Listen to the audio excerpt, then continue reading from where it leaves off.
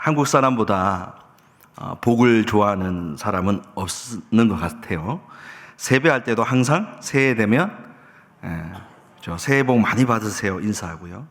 아기가 예쁘면 예쁘다 이러면 되는데 아유 복스럽게 생겼네 이럽니다.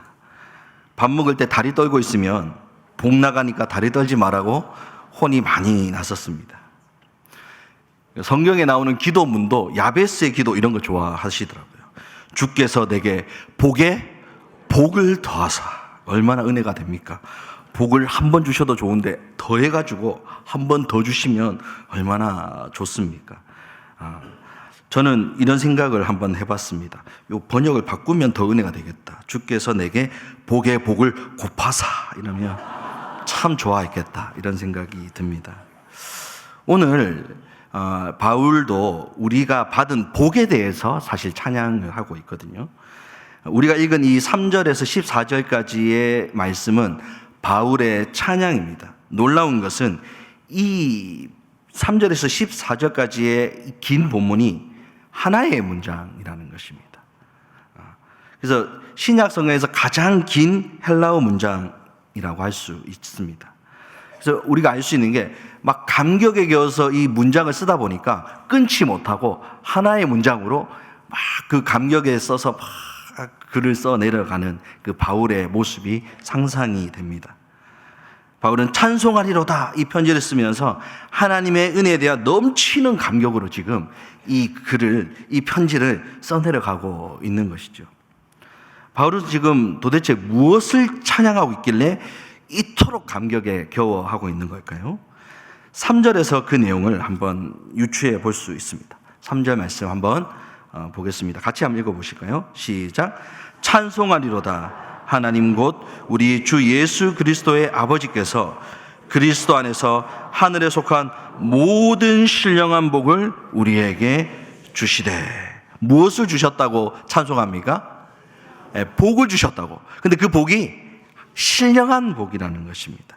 하나님께서 우리에게 신령한 복을 주셨기 때문에 복에 겨워서 감격에 넘쳐서 하나님을 찬송하고 있는 것이죠. 그리고 그 신령한 복의 내용이 이 4절부터 10절까지 쭉 나오는데요. 첫 번째로는 그 복이 선택의 복입니다. 그리고 두 번째는 예정의 복이고요. 자막이 나와야 될 때가 아닌데 나왔습니다. 네. 두 번째는 예정의 복이고, 세 번째는 죄사함의 복이고, 네 번째는 비밀을 알려주신 것. 이 네 가지의 복을 바울이 찬양하고 있습니다. 그래서 이 네 가지의 복을 한마디로 표현하면 무엇이겠습니까? 바로 오늘 설교 제목인데요. 구원받은 복이. 구원받은 복. 그러니까 바울이 이 구원의 감격에 겨워서 구원받은 복에 대한 감격이 넘쳐서 이 긴 찬양을 끊지 않고 써내려가고 있는 것이죠. 구원받은 사람의 가장 큰 특징이 바로 이것입니다. 구원에 무엇이 있다는 것입니까? 감격이 있다는 것이죠. 제가 어느 집사님하고 이야기를 하는데요. 이 오후에까지 봉사를 하려면, 오전에도 교육부서 봉사하고 오후까지 봉사를 하려면, 이분은 보니까 아이들 바르다 주고 오면 바로 오후 예배 시간인 거예요. 그러니까 시간이 없어서 밥 먹지도 못해요. 밥도 못 먹고 이렇게 지금 이 시간까지 계시는데 배고픈 줄도 모르고 섬기신다는 거예요. 왜 배고픈 줄도 모르고 그렇게 행복해 하면서 섬기겠습니까? 그 마음에 뭐가 있기 때문이겠습니까? 구원의 감격이 있기 때문이죠. 바로 믿는 사람에게는 이런 구원의 감격이 있어요. 오늘 이 말씀을 통해서 바울의 이 넘치는 구원의 감격이 어떤 분들에게는 생기기를 바라고 어떤 분들에게는 회복되는 시간이 되기를 소망합니다.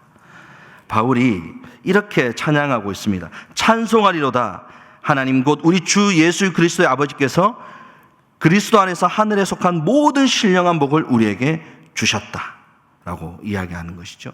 그 복은 네 가지입니다. 선택과 예정과 죄사함과 하나님께서 우리에게 비밀을 알려주신 것. 여러분, 저와 여러분이 하나님께 받은 이 복은 이 땅 위에서는 얻을 수 없는 복이고 하나님께서 내려주시지 않으면 절대로 받을 수 없는 복입니다. 세상의 권력을 아무리 다 가진다고 해도, 세상의 돈을 아무리 많이 가진다고 해도, 아무리 많은 공부를 한 사람도 얻을 수 없는 복이 있다면 바로 저와 여러분이 받은 이 신령한 복인 줄로 믿습니다.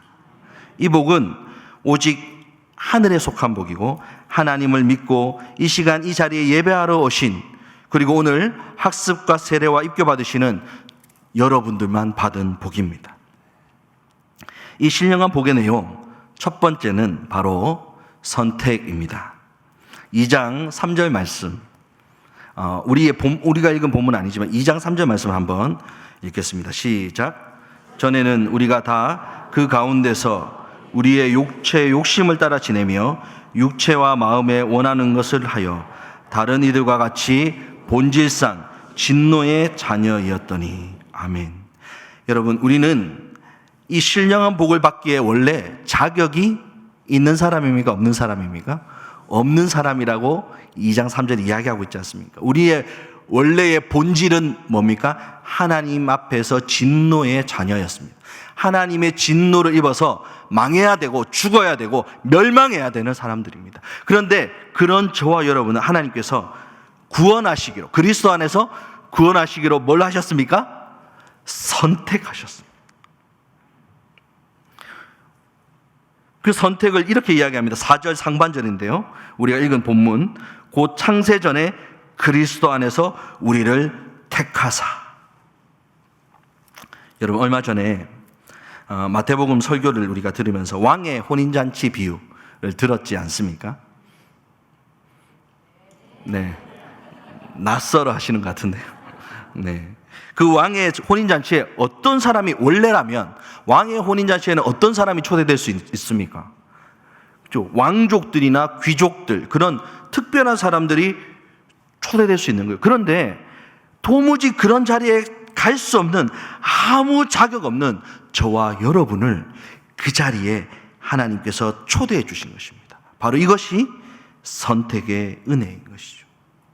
그런데 그 선택을 받은 저와 여러분들이 원래 어떤 상태에 있었다고 로마서가 이야기하고 있냐면, 로마서 5장 8절입니다. 같이 읽겠습니다. 시작. 우리가 아직 죄인 되었을 때 그리스도께서 우리를 위하여 죽으심으로 하나님께서 우리에 대한 자기의 사랑을 확증하셨느니라. 아멘. 죄가 없고 거룩하고 충분한 자격이 있을 때 선택한 것이 아니고, 죄인이 되어 있었고 죽을 수밖에 없었고 지옥에 떨어질 수밖에 없었고 저주받을 수밖에 없는 바로 그때에 나를 선택하시고 나를 위해 그분의 아들 예수 그리스도가 죽으신 것입니다. 여러분, 5장 10절에는 하나님과 우리의 관계에 대해서, 선택을 하신 그 하나님과 우리의 관계에 대해서 더 자세하게 이야기합니다. 너무 빨리 있던데 다시 한번 읽어보겠습니다. 다 같이 시작. 곧 우리가 원수 되었을 때에 그의 아들의 죽으심으로 말미암아 하나님과 화목하게 되었은즉 화목하게 된 자로서는 더욱 그의 살아나심으로 말미암아 구원을 받을 것이니라. 아멘. 우리가 선택받을 그때가 어떤 때였느냐? 바로 하나님과 우리가 원수 되었을 때였다는 것입니다. 그런데 자격도 없고 하나님의 원수 되었던 우리를 건지시기 위해서 우리를 선택하시고 예수 그리스도를 십자가에서 죽이셨다. 여러분, 그런 은혜를 저와 여러분들이 얻었습니다. 그러니 당연히 바울이 그 구원의 감격에 넘쳐서 이 찬송을 써내려갈 수밖에 없었던 것이죠. 두 번째 복은 예정입니다. 우리를 구원하시기 위해서 창세전에 미리부터 정해 놓으셨다는 말씀이죠. 사실 이 예정이라는 이 교리가요, 여기서부터 나오는데, 개신교 안에서도 물론 고신교단은 아닙니다만은 많은 반대가 일어났었습니다. 아니, 믿기도 전에 구원하기로 정해졌다는 것이 말이 되냐? 그러면 전도할 필요가 뭐냐? 어차피 예정된 사람은 예수 믿을 건데 전도할 필요가 뭐가 있느냐? 이렇게 반대하는 사람들이 있었습니다. 그러나 여러분, 예정이라는 것은 분명히 성경에서 말씀하고, 창세전에 하나님께서 우리를 선택하시고 예정하셨다라고 분명히 성경에서 말씀하고 있는 진리예요. 부정할 수가 없습니다. 그리고 반드시 기억하셔야 될 것은, 예정은 하나님께서 우리에게 이것을 위해 주신 게 아니에요. 판단을 위해서 주신 진리가 아닙니다. 저 사람은 저렇게 아직도 예수 안 믿는 거 보니까 하나님께서 버리시기로 예정하신 게 분명해. 이렇게 판단하라고 주신 진리가 절대로 아니라는 것입니다. 이것은 오히려 구원에 있어서 내가 지금 하나님을 믿고 있는 이 사실조차도 하나님의 예정 안에 있는 온전한 주님의 은혜였다라는 것을 말해주고 있는 진리인 것이죠. 나의 구원은 오로지 전적인 하나님의 은혜입니다. 내가 잘나서 구원받은 것이 아니고 내가 뭔가를 잘해서 지금 이 자리에 있는 것이 아닙니다. 모든 것이 주님의 은혜입니다. 세 번째로 이 신령한 복은 죄사함의 복입니다. 하나님의 성품 가운데 거룩과 공의라는 성품이 있습니다. 거룩은 하나님께서 온전히 깨끗하신 분이라는 거예요. 그래서 그분 앞에 서면 내 죄가 다 드러납니다. 그런데 문제는 그 드러난 죄를 하나님은 절대로 용납하지 않고 반드시 벌하신다. 이게 뭡니까? 공의라는 성품입니다. 하나님은 죄에 대해서 반드시 죽음이라는 대가를 치르시는 분입니다. 그런데 이 죽음을 누가 치르셨습니까? 예수님이 십자가에서 이 죽음의 대가를 다 치르시고 저와 여러분들은 온전히 용서하셨습니다. 할렐루야. 여러분, 용서가 없다면 저와 여러분들이 지금 이 자리에 앉아서 고개를 들고 예배를 드릴 수 있겠습니까? 우리가 이 자리에 들어올 수는 있었을까요? 저는 이 자리에 서서 설교할 수가 있겠습니까? 아닙니다. 용서가 없다면, 이 죄사함의 은혜가 없다면 저와 여러분들은 도무지 지금 누리고 있는 은혜와 복을 누릴 수가 없는 자들입니다. 하나님께서는 여러분들이 이 예배에 들어오실 때 우리의 죄를 다 용서하셨습니다. 이 용서는 다 잊으셨다는 거예요. 성경 말씀에 뭐라고 얘기하십니까? 간과하심으로, 간과하셨다는, 우리의 죄를 다 잊으셨습니다. 여러분, 우리는 남의 잘못과 실수를 잘 용납하지도 않고 쉽게 잊지도 않습니다. 자기 전에 눈 감으면 생각납니다. 그 인간이 했던 말들과 말들, 행동, 생각이 나잖아요. 근데 하나님의 용서는 그렇지가 않습니다. 완벽합니다. 기억하지 않는 거예요. 천국에 여러분 퀴즈 대회가 열린다고 합니다. 실제는 아니니까 믿지 마시고. 천사가 퀴즈를 내고요. 문제는 누가 맞추느냐? 예수님하고 우리가 맞추는 거예요. 천사가 물어봅니다. 이제 제 이름은 될게요. 정은웅의 머리카락의 개수는? 이렇게 물어. 제가 맞출 수 있습니까? 맞출 수 없습니까? 모르죠. 예. 알 수가 없어요. 시시각각 변합니다. 그죠? 그런데 예수님은 정확하게 맞춥니다. 10만 5,392개. 알 수 없어요. 그냥 제가 찍은 거예요. 정확하게 맞추시죠. 왜? 성경에 뭐라고 얘기하십니까? 머리털 하나도 다 새 신바 되었다고 하잖아요. 그런데 천사가 두 번째 질문을 물어봐요. 몇 월 며칠 날, 몇 년도 몇 월 며칠 날 지은 죄는, 정은웅이가 지은 죄는? 물어보는. 근데 제가 지은 죄를 저는 알잖아요. 근데 차마 부조를 누리지 못해요. 알고 있지만 부조를 모르는. 문제는 예수님을 봤는데 예수님은 전혀 모르는 거예요. 여러분, 예수님은 하나님의 용서는 이런 것입니다. 도무지 기억하지 않고 다 잊어버리시는 은혜. 우리가 받은 죄사함의 복이 바로 이런 은혜임을 믿으시기를 바랍니다. 마지막으로 하나님의 복은 9절에 나옵니다. 여러분, 9절을 같이 한번, 9절 한번 띄워주시겠어요? 9절을 한번 같이 읽어보도록 하겠습니다. 9절 말씀. 네. 9절 빨리 띄워주세요. 좋은 말로 할 때. 네. 네. 9절 말씀. 네. 같이 읽겠습니다. 시작. 그 뜻의 비밀을 우리에게 알리신 것이요 그의 기뻐하심을 따라 그리스도 안에서 때가 찬 경륜을 위하여 예정하신 것이니. 아멘. 그 뜻의 비밀을 우리에게 알려주신다는 거예요. 하나님께서 그분이 간직하신 비밀을 저와 여러분들에게 알려주신 겁니다. 여러분 정말 놀라운 일이 아닐 수 없습니다. 여러분 비밀은 누구한테만 알려주는 겁니까? 진짜 친한 사람한테 알려주는 거잖아요. 근데 아까 우리가 로마서를 읽었습니다. 원래 우리는 어떤 사이였어요? 하나님과 우리는 원수였는데 이제는 그 관계가 변화해서 죄사함의 은혜를 받고 하나님과 절친이 된 거예요. 그래서 니만 알아라 이러면서 우리에게 비밀을 알려주시는 겁니다. 근데 이 비밀은 무엇이냐? 바로 하나님의 나라에 대한 계획입니다. 세상을 향한 하나님의 구원 계획을 우리에게 알려주신 거예요. 그래서 믿는 자들은 하나님의 이 비밀을 알게 되는 놀라운 복을 누리게 된 겁니다. 바울은 이 복이 아마 가장 감격스러웠을 거예요.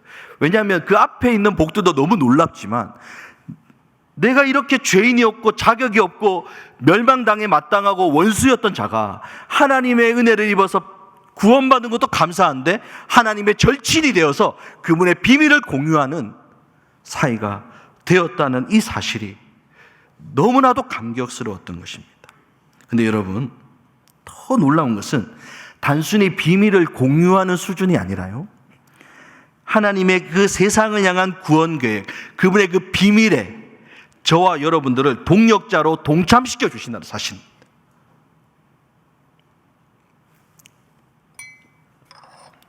제가 물을 왜 마시는지 아시겠죠? 다시 하겠습니다.